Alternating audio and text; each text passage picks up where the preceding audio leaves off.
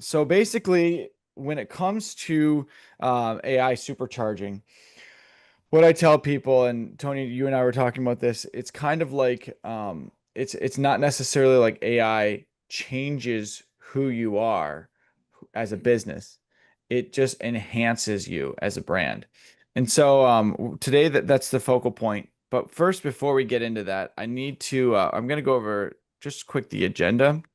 Um, and by the way, I want to make sure that if anyone has any pressing questions, they feel comfortable to just ask them. Um, I want to move quickly through this so that we can have time for question and answer at the end.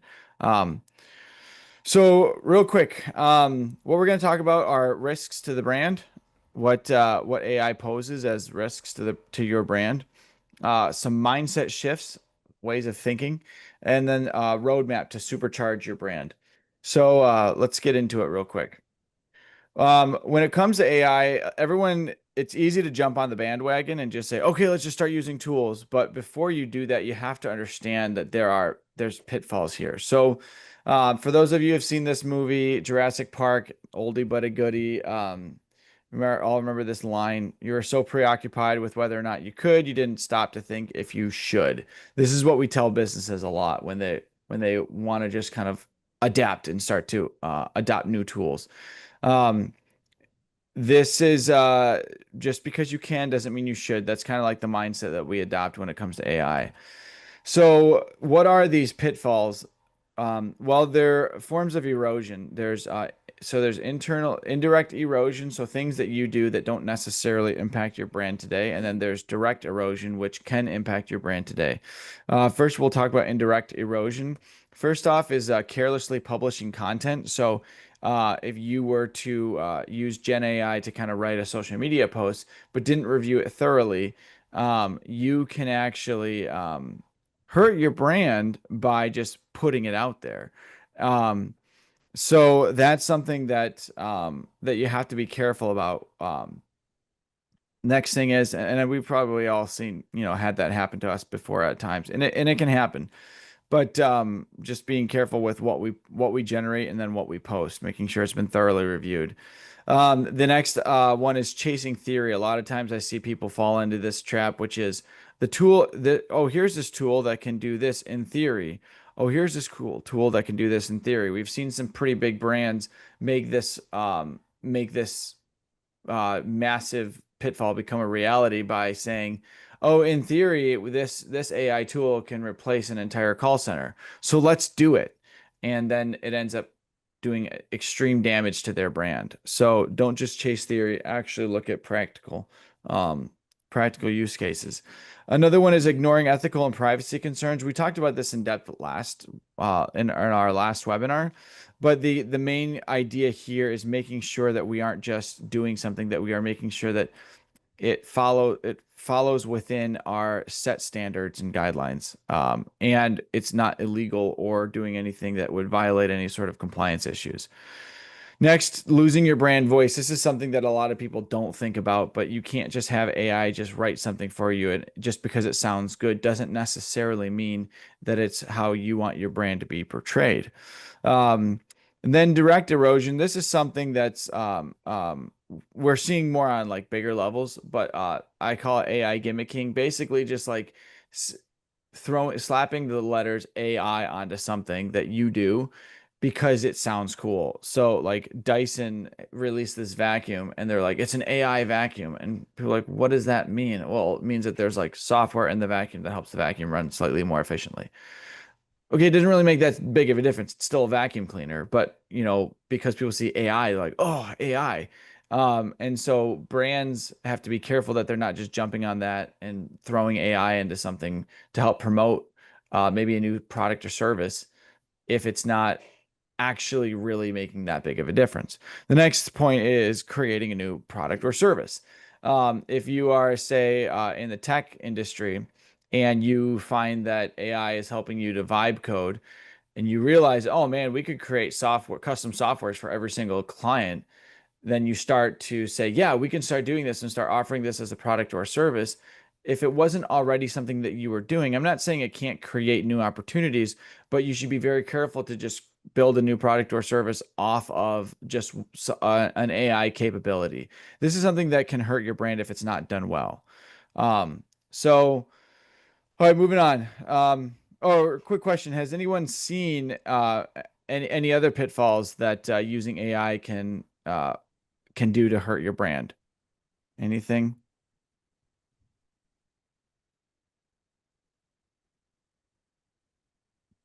I think there's nuances, Matthew, that you can see in text that are telltale signs that there are uh, that AI is being used. Just recently, Mhm. Linda was using it, but then completely modified it, and Grammarly was still telling her, "This looks like it's AI generated." Even some of her original text, Grammarly Mm, was telling her, "This is AI generated," and it was not. It wasn't even inspired. So I mean, there were a few parts. I thought that was interesting. yeah, yeah, that That's is. that's actually a good point. Can you guys hear me okay? Yep. Yeah. There's a lot of things where now I think Bill's right. There are some telltale signs. Um, for instance, the overuse of emojis, the infamous M dash, where it'll say, it's not about this, it's about that. Yeah. Yeah. And, if you're using this for your content to promote yourself on LinkedIn, I mean, first of all, the LinkedIn algorithm can now predict or detect this. So it's kind of a waste of time to use. And also, when you have customers that have authenticity, like they question your own authenticity if you're just copy and pasting AI. Look, I use AI to create content too, but I use it as a guideline, and then I'll go back and put in my own words or add my own things instead of just copy pasting. And it's funny, like sometimes there are some fails. It's kind of like back in COVID when people are figuring out how to use Zoom calls, and they'd show someone didn't quite remember to turn their camera off and they went into the bathroom or something like that. And they're innocent mistakes, but there are things that are I think you're right. Like if you're not careful, there are things that people don't usually forget. Yeah. One of the things that my wife had gotten this book, and she, because I use AI, she also uses it a ton. She's reading this book and she's like, this is a new author, some lady who I think she has a podcast or a YouTube channel, and she's like, oh, she wrote a book, and she's looking it over and she's like, I think this book was written by AI, and she shows me it's like every page has like 20 M dashes. And I was like, are there any of those? It's not this, it's that, something more profound. And she's like, yeah, it's like right on the back. It's like this book isn't just a guide. It's your aid for life or something. It's just like, okay, yeah, this is clearly AI. Makes you wonder really how much input they actually had. Um, so anyways, all right, so moving on. Um, so what that can lead to are brand risks, and I'll fly through these because we're here more to talk about AI and less about the brand, but the brand precedes AI, so you have to understand having a strong brand. That's what we are. We are branding and marketing experts, so we can't help but talk about this sort of stuff. So you can risk loss of clarity, which is when you don't know your brand confusion when your clients don't understand your brand, dilution of position. This is something that happens over time when your company has drifted off its original course. And then your team can align, you can have issues within your team aligning around these tools, and therefore it can affect your brand because they're not all, it's your company is becoming less and less about um, an idea and something building towards, uh, and more about just a paycheck, an economic engine. And we don't want our staff to be helping us because it's an economic engine. Um, so then what are the brand opportunities? Well, we talked about this. It's like Mario collecting the star, right? Mario knows who he is. Mario knows what he's capable of doing. The star just empowers him to be more of what he is. Tony had a really good post about this a couple weeks ago.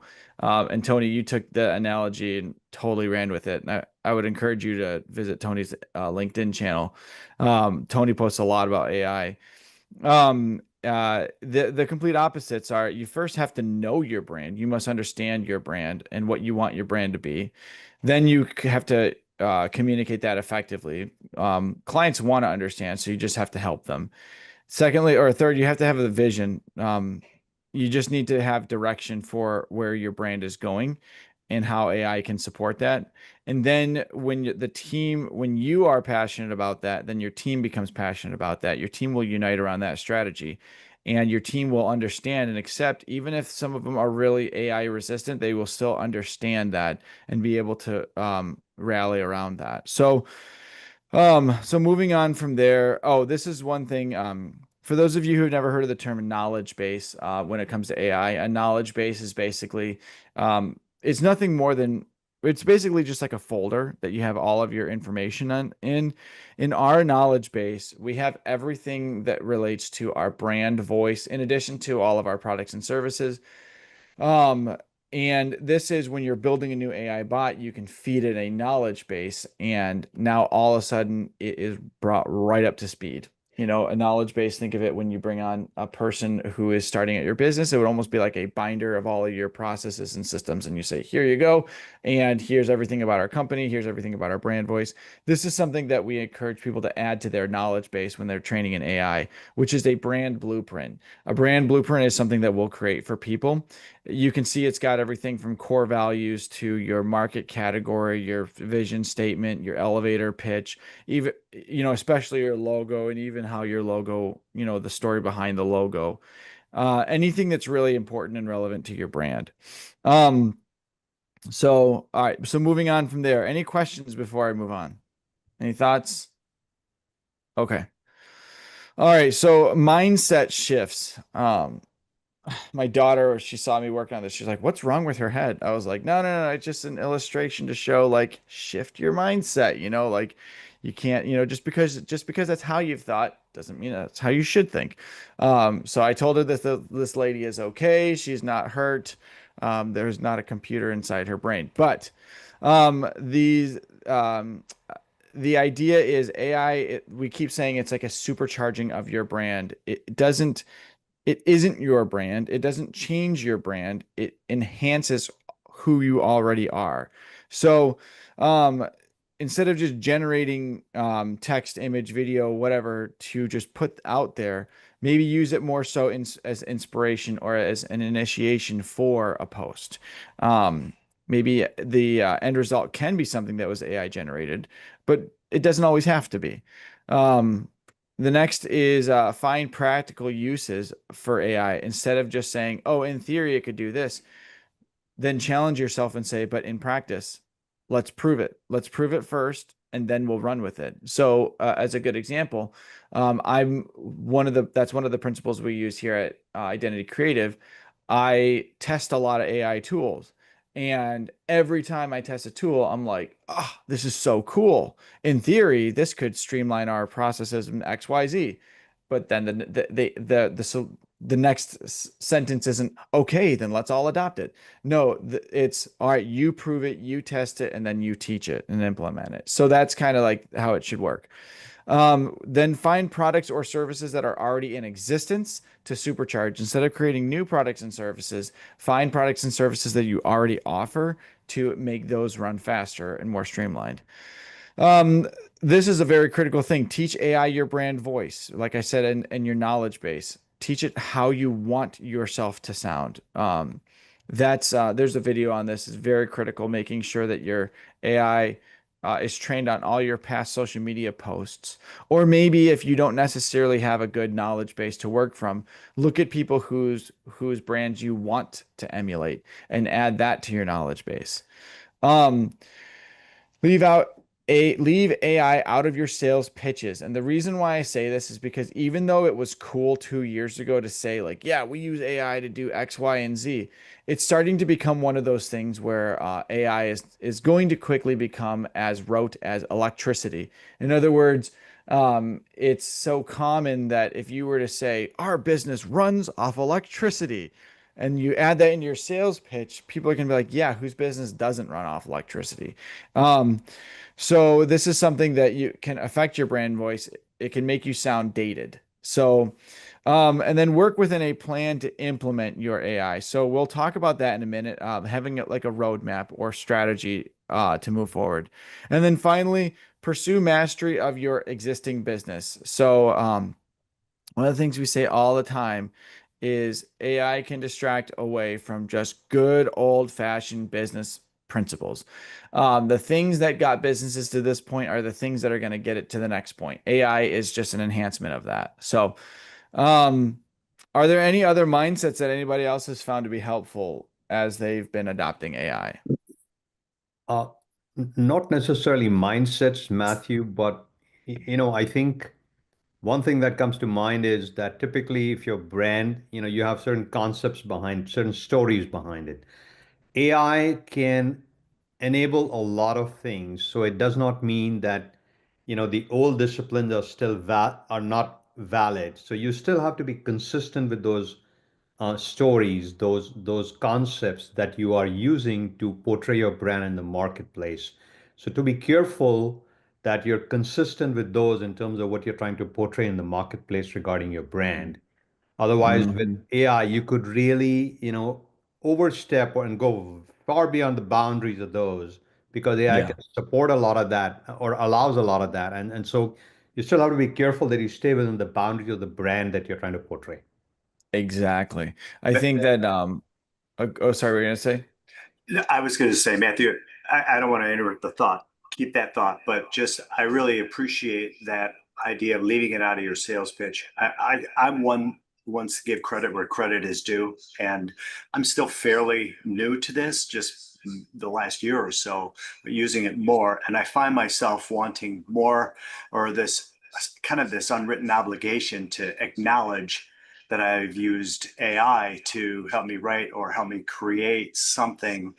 And I kind of still struggle with that. I know what you're saying as far as it being a benefit and holding back on communicating that to your clients because it could date you.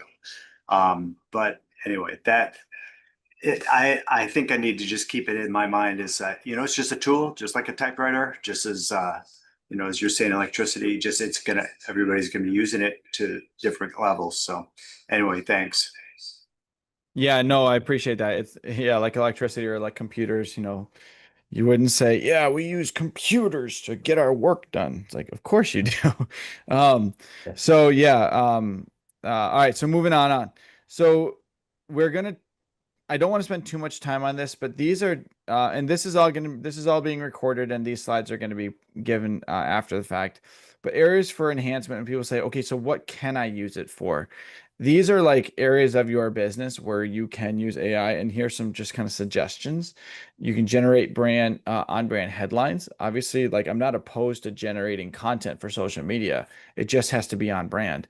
Kind of like exactly what Piyush was saying. Brainstorming ideas, great idea there. Create unique visual assets, very powerful as well. Just making sure that they're not like obviously AI generated with weird artifacts going on. Sales, analyze customer data, automated lead scoring, and create personalized proposals. Another thing I could also add to that is prospecting. AI is phenomenal for prospecting. Customer service, develop AI powered chatbots, summarize support tickets, analyze customer feedback. These are areas that we haven't really begun to use AI yet personally within our brand because most of our tickets are like bigger items, so we don't have like a lot of high volume tasks coming through the pipeline. Operations and internal, this is something that I get a lot asked about a lot, and this is something that I'm gonna have Tony and Piyush kind of just talk about in a minute. But this is how your business operates and this is how your business runs. This is one of those things about indirect erosion where using AI here won't necessarily affect your brand today, but it could in 6 months. Automating routine administrative tasks, just transcribing meetings, streamlining research by summarizing large documents, stuff like that. I also have this website that I put together real quick. um, this is, I can share this too. This is kind of like a breakdown of those areas. So, we got marketing. You can see these tabs up here, and then this just dives deeper into that. Gives you some case studies. Sales gives you more information on how you can actually streamline that. customer relationships, this gives like different tiers of AI support. One of the things I would recommend there is like if you do have a call center and you want to implement an AI, you could give your like press one for an AI agent, press two to wait for a human. You know what I'm saying? That sort of a thing gives people the option so that they're not forced to talk to an AI if they don't want to. But I know myself, I don't mind pulling up to Taco Bell and placing my order with an AI agent because I know it's not that complicated. You know what I'm saying? I don't say, hold this, don't put this on, let me get one of these items, but make sure you add this type of whatever. I don't have, if I'm calling into a call center, if I don't have in-depth needs, I don't mind working with an AI bot, stuff like that. And then we have our operations here. This is kind of like just like more of an overview of um, best principles and best practices for adopting AI into your business. So I can give that as well as a bonus asset at the end. Okay, so how are we doing on time? So it is 11 o'clock. I'm moving at a good clip here. So we created this thing called an AI roadmap, and yes, we used AI to develop this, but it's also something that we use and something that is kind of helped driving us.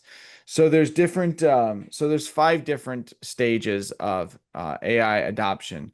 You have your dreamer, which is, I don't know if anybody on this call is a dreamer, basically somebody who hasn't even really yet begun to use AI. Then you have their dabbler, which is the people, which are most people. If you say, have you used AI? Yeah, I use ChatGPT. Great, you're a dabbler. That's okay. Um, Builder, this is the phase that we are in. Well, we're kind of like halfway between builder and operator because builder is someone who's using tools, and I'll dive deeper into this, using tools to actually you're dependent on. The difference between builder and operator from a business standpoint is your entire team using the tools all, whereas if you took them away, would it actually hurt your business? And then architect, that's where you're basically using AI so much where it's like electricity, where if you cut AI, your whole business basically shuts down. Um, I know that might sound like, why would you ever want to be that dependent on AI? Well, why are you that dependent on electricity? Why are you that dependent on computers? It's going to be something that's that taken for granted that I would encourage people to adopt to that level of proficiency. Um, if AI ever gets cut, like electricity ever gets cut, then we have bigger problems, right? So that's kind of where to the doomsdayers and to the people who think that they're gonna somehow protect themselves, I would caution you against being so AI resistant that you miss out on potential business growth opportunities. So let's dive deeper into this. This is a PDF that I have. I've printed it out too, so it's formatted for 8.5 by 11. But this dives deeper into this. I want to spend some time kind of going into this. Feel free to ask questions. But the way how we have this broken down is here's the phases. And then you can think of this if you're just if you're a professional, let's say you don't have any say in the overarching brand of the business that you work within. Um, then adopt this as a personal goal, right? So, like I mentioned, you have your dreamers. So you have your key actions. These, oops, apologize there. Key actions, basically, this is um, what you're doing in each phase. So if you're in the dreamer phase, you might be watching some videos or reading some things, some articles about, businesses using AI, and you're becoming more and more aware of its needs. Um, Expectations, this next category here. This I added this category because when I was using AI starting off, I uh I was like, all right, how hard is it to build this sort of a workflow? And I think it was Gemini I was using, I can't remember. And it's like, yeah, let's do it. It's totally possible. I'm like, great, you told me it's possible, so let's do it. So we're getting into it, and I'm like an hour in, and I'm having all kinds of issues. And I was like, first of all, how much is this going to cost me? Well, once you have it set up, it's probably going to cost with these tools and plus those subscriptions, it's probably going to cost you around $200 a month. I'm like, whoa, I didn't know it was going to cost that much. And then I said, how much time is this going to take to set it up, to build it? And it was like, it's probably going to take another, 20 hours. And I was like, man, I really wish I would have known that before I started working on this. I said, so it's not some quick thing that we can just set up. It's like, no, okay. Really wish I would have asked that question first before I just wasted an hour, you know? Um, so this chart kind of gives you an expectations of how much how much time and how much money would be involved, and also gives you an idea of um, what tools are going to be needed. The next category there, DIY versus help. This is also very helpful because we there's a lot that we can do ourselves, but it's good to know when to bring in help because even we at Identity Creative, I don't have the capabilities of getting us to step 5 by myself. Um, so um, so then and key checkpoints. This is a question that you ask yourself that lets you know if you're ready to move to the next category. So, do I understand how AI can specifically solve a problem in my business? If the answer is yes, then great. You have officially moved to the next tier of this AI roadmap. And it's very easy to move from the exploration phase to the activation phase. It's harder to move from activation to enablement. It's even harder to move from the next to the next. The innovation, the final category, the architect, is by far the hardest to get to. But this is what I encourage. This is what I encourage businesses to strive for. Um, so, all right. So I will give this as well as we'll put this out there. I'll put a post out on LinkedIn with the recording to this meeting as well as these assets to download. So, any questions on this chart here? I know it looks really in depth and it's kind of a lot to take in right now. It might be a good idea to print this off and really kind of like look it over. Um, one of the tools I feel like is left out of this in the middle category and under expectations. There is a tool called Lindy. Um, which I think is a very powerful tool. I've been finding because I use a lot of different tools, but Lindy is $60 a month. This is not scripted. So it's 60 bucks a month and I can put something out there about it. But it's marketed as your personal assistant. And I think that if people can kind of think of AI going forward as your personal assistant, it's really going to enable you to be more successful. And this tool has a chat feature where you can just build custom agents. And I am blown away by what it's capable of doing. So, just as a quick example, I said, "Hey, I spent a lot of time prospecting. Can you build me an agent where that has a chatbot feature where I can go into the chatbot and say, find me 5 companies within my ideal customer profile, and then research them, find their email addresses or the leadership position email addresses." And then draft an email to that person. And then I give it my knowledge base. And my first test, I was blown away. It pulled up an ICP, somebody who would be perfect for us, drafted an email, and I read it over. I'm like, this is incredible. Now, the challenge there is going back to those pitfalls to just run with it. Um, I need to properly vet these tools, properly vet the results to make sure that it's not doing anything that's harmful and not doing anything that falls outside of our sales process. So, but that's another tool. So that's Lindy, Lindy, for anyone looking to dabble with something like that. Very powerful tool. It's 60 bucks a month. I cannot recommend it enough. Anyways, okay, if there's no more questions on here, one thing I will say is at the bottom, the innovation, the architect. Um, this is so for all the businesses out there, and for anyone who's going to be watching this recording, um, your your pathway to success, to full on AI adoption innovation, is not going to happen without an AI architect. And we'll talk about that in a second. But that's why I'm glad Tony and Piyush are on the call. They're going to talk about that afterwards. So what do we do moving forward now? One, we're going to get clear on our core identity. We talked about that. Who are you as a brand? This has nothing to do with AI. This has everything to do with you.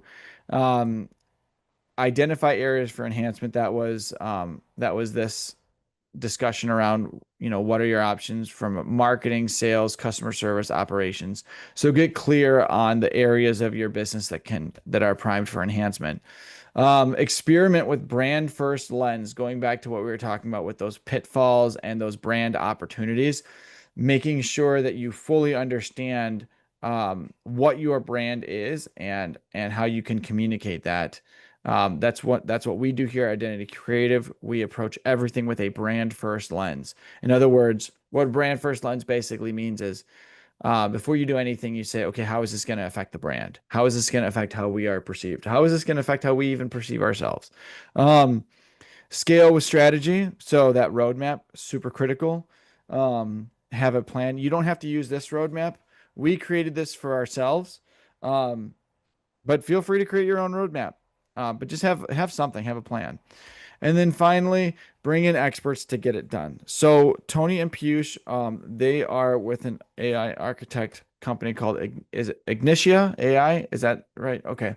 And they're going to talk about what they do and who they are. But before they do, one of the things I'm really thankful for them because we get asked a lot of questions. Hey, do you do AI implementation? And I tell people, no, we don't do AI implementation, and you should be very careful who you run into who says that they do. If they are not an AI architect company who specializes in bringing on these tools, bringing on and adapting to these new tools, then you should be very cautious. But Tony, I know from years back, I've been seeing a lot of stuff he's been doing on LinkedIn. I was like, hey, we should get together. I told him, hey, I need an AI architect that I can refer to. Is this something that you guys do? Sure enough, they do. So, Tony and Piyush, I'm going to hand it over to you guys. Feel free. You got, I would say probably like 8 to 10 minutes ish to give your spiel, kind of talk about what you guys do. And for the rest of you guys on the call, feel free to ask them questions. Their company, I'm like, you guys are, are you guys ready to scale fast? Because the more and more people find out about these tools and find out that they need healthy adoption, they're going to be calling you guys. So, Tony, Piyush, take it away.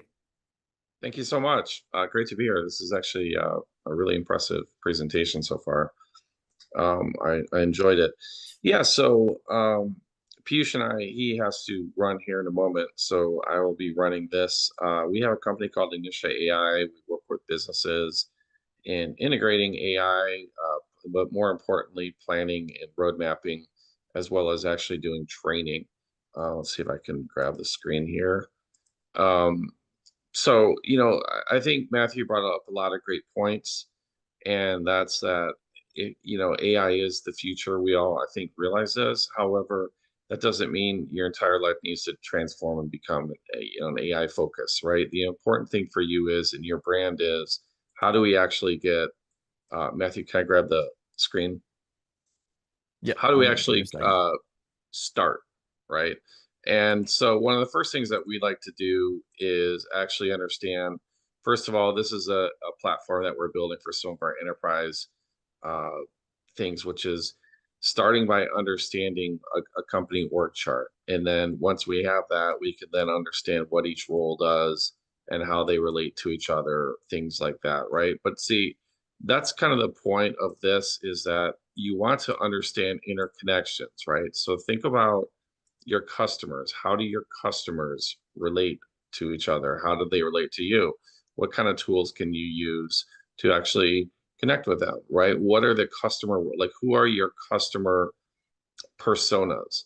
That's something that is really some valuable tools that you can get through using Claude or ChatGPT, is actually getting like, tell me more about the use persona of this type of customer, etc. Right? And so helping to understand your market, understand your users is really a great way to creating a roadmap. And then having a roadmap is something really important. So what we do is we have AI training for small business. We also can build and develop applications. So when we sit down with clients for, sometimes they have ideas like, hey, we want to do this. And sometimes we can go ahead and get started. But sometimes the trick to getting started with AI is to identify low-hanging fruit. So what can we actually start with, right? Like, let's not try and boil the ocean.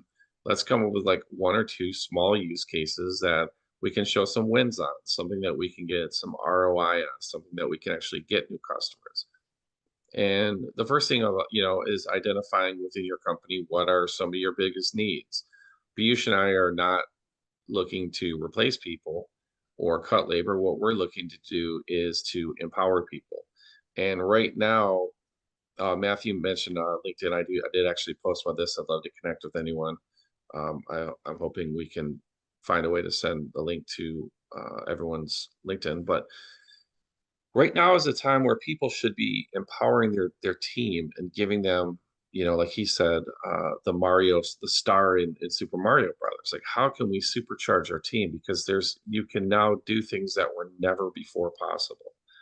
And the first thing about it is doing what we're doing right now, which is educating ourselves a little bit, understanding what tools are available, using our ability to brainstorm and identify what will help us as a company or a brand grow.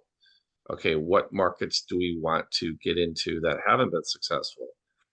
And once you have a plan and a roadmap, then the AI sort of takes care of itself. Piyush and I, this is what we do. I actually teach a course on AI solutions architecture. So, we understand the technicals and some of the implementation, things like that. But the first thing is really to understand really what are your objectives, to have clear objectives.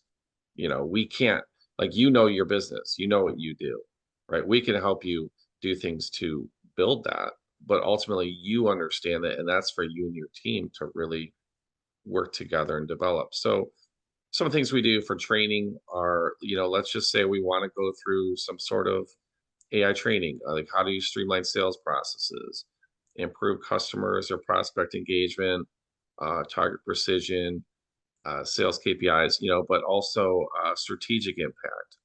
How can we reduce time? Like, no one on this call wants to work more. No one wants to be like this hero who's working 60, 70 hours a week building their own brand like that. Those days are like, first of all, that was a false god to worship anyway. Like, life is, no one wants to work that much, right? So how can we reduce time on some of the busy work that we had to do? How can we improve quality of communications, right? Understanding our pipeline, and then direct instructions hands-on. So a couple quick things. These are some things that we actually work with small businesses. But really the first goal is to actually sit down and understand with your team where you guys are going. What is your direction? And then identifying ways that you can actually get there. I do a lot of work in manufacturing production, but these are kind of our strategy is, we can work in 1 hour sessions with groups. We can do hands-on, we can do things with training. There's really kind of a lot of stuff going on. Our one pager, again, core services, consulting roadmaps. Again, like, I can't stress enough like how important actually having a roadmap is for AI. The application development, like what is realistic, what maybe is not something that you should start with, let's put it that way. We've seen a lot of news lately about AI applications failing, and a lot of times it's because they don't really have a good scope and they don't really have a good idea what success is. But ultimately, the value is in understanding and training, and how can you upskill your employees or yourself to actually be able to identify new possibilities. Okay. And, just to give one example, Matthew mentioned this, one of the tools that I like to use is I use it's his tool. What he mentioned with Lindy is definitely great. I use another one called Fathom, where I'm sure a lot of you guys have seen the note takers, and people have probably seen summaries of calls that people usually send out call notes. I like that.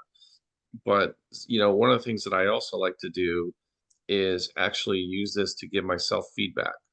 So for instance, let's say I'll take this call I had I'm actually out in the Bay Area a lot. And this gentleman is a VC who funds in manufacturing. So I can actually take this entire transcript and then do things like, uh, please review this call with Simon and help me identify a roadmap for us to collaborate, right? So I'm actually taking the entire, whoops, wrong, sorry about that. That's take two, copy transcript. So now I'm taking the entire call, and what this, normally if I look at this, like here's the summary, the key takeaways, here's the main topics we discussed, meeting expectations, and the next steps. And I like this too because when I said he's gonna um, target background, I can click on this and it goes right to that point in the call. So I can actually go back and review the calls himself, right? So imagine you're pitching to a client. Okay. I've used this for my boss. One time he and I did a sales pitch for a client, and frankly, it didn't really go well. And so I put the entire transcript in here and said, imagine you're a business coach, give us some feedback on this presentation and how we can improve for future actual targets. And let's see how we're doing here.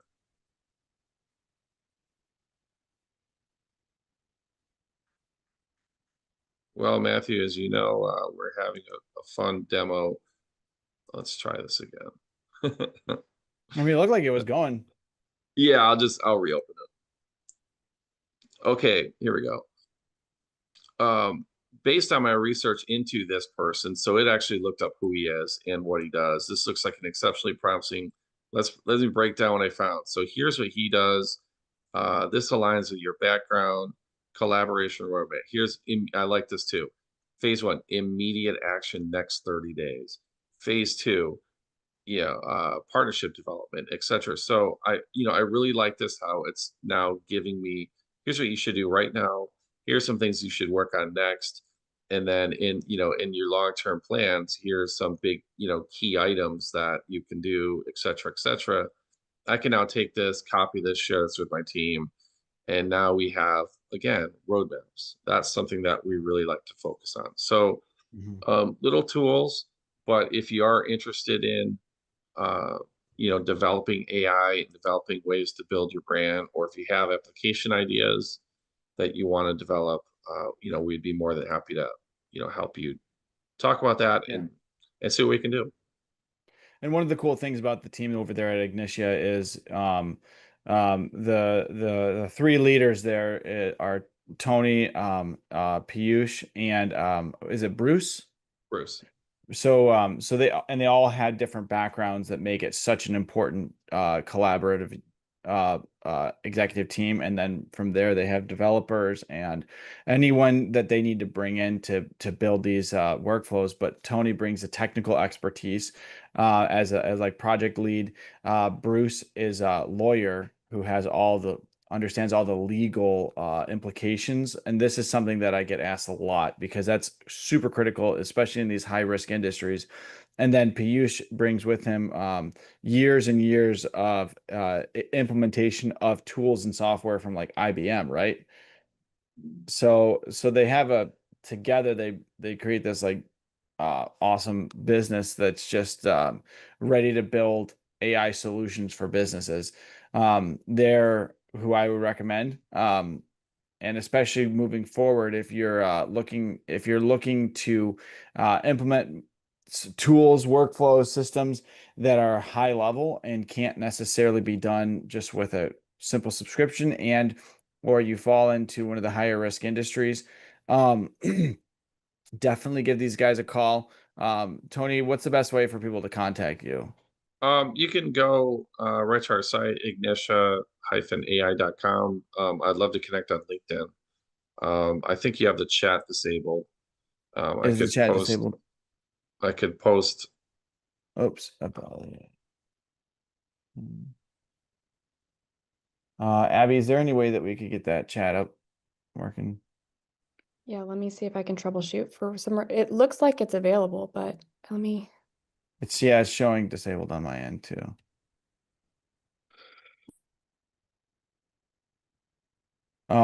Otherwise, we can also send it out. Oh, there we go. Yeah, okay. Oh, there we go. So this was actually first, if I might share this. This is the post that we talked about earlier about AI being kind of like a star in Super Yes. Mario Brothers. And through that, you can actually grab. I'd love to connect with you on LinkedIn. We can certainly chat there, or I'll put my website here in the chat if you want to get a little bit better idea what we want to do. Or, of course, if you want to email me directly. Okay. I'm always interested in talking to new people and hearing where they're at and what kind of things they're interested in. Yeah. So for a lot of the people who might be watching this recording, I know we had several people who wanted to attend, but they weren't able to make it. For those of you who are watching the recording, who can't necessarily get on the chat, we'll put all this in the link afterwards. So you should find it all there. But so we're coming up here on 11:30. Are there any questions, thoughts, anything you guys want to discuss or get clarity around? I know normally we go to 12, but I wanted to cut it at 11:30 just to give you guys time to get on with your day or to give us time to have more in-depth discussion if it's worth your time.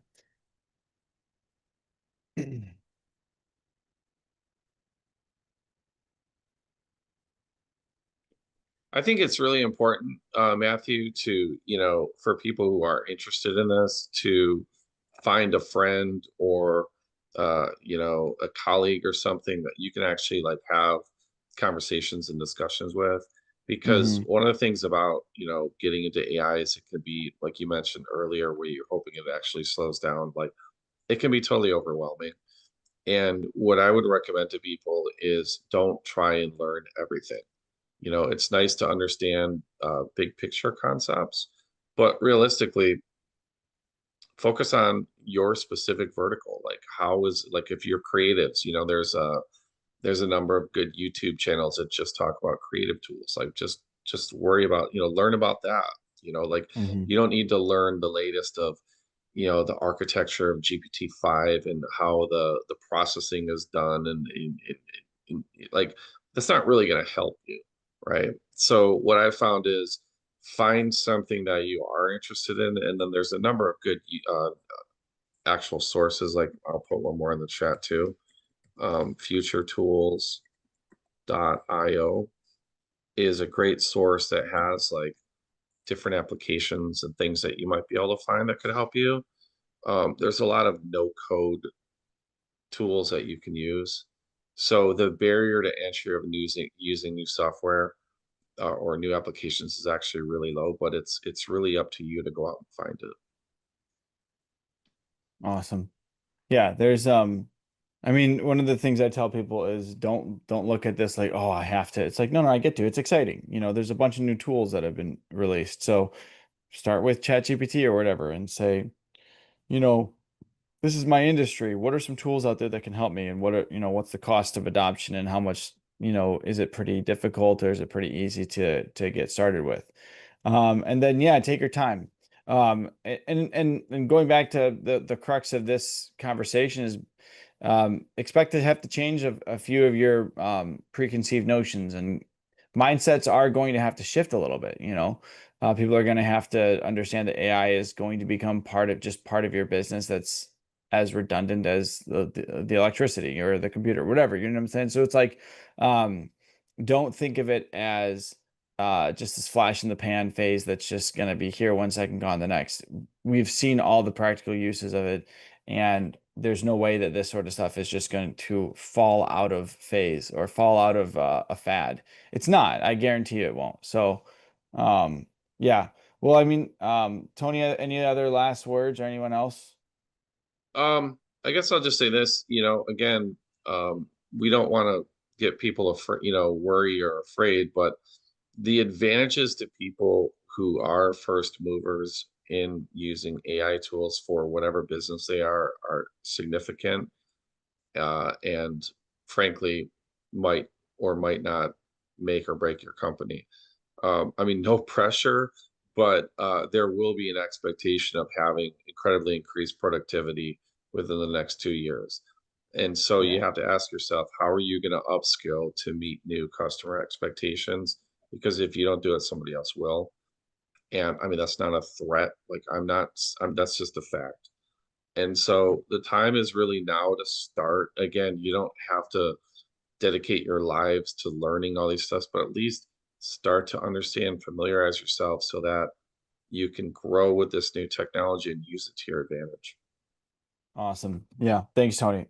Yeah, connect with Tony on LinkedIn. Follow him. He's got a lot of good stuff. Um, our next webinar is actually not going to be a webinar, but it's going to be an in-person. Woohoo! So it's going to be a seminar in Rochester Hills. Um, and we are going to be tag teaming with another team that's going to help us pull that off. So the tentative date for that is September 25th. And the time is going to be in the morning. We're still kind of working out all of the absolute details, but if you want to be informed on that, please send us your email. You can put it in the chat here or just email me at matthew@identitycreative.com, and we will make sure that you're notified when this comes. So more to come on that a little bit, and then we'll continue our regular webinar cadence. But until then, everybody else have a great day and keep learning. It's exciting times. And thanks, Tony.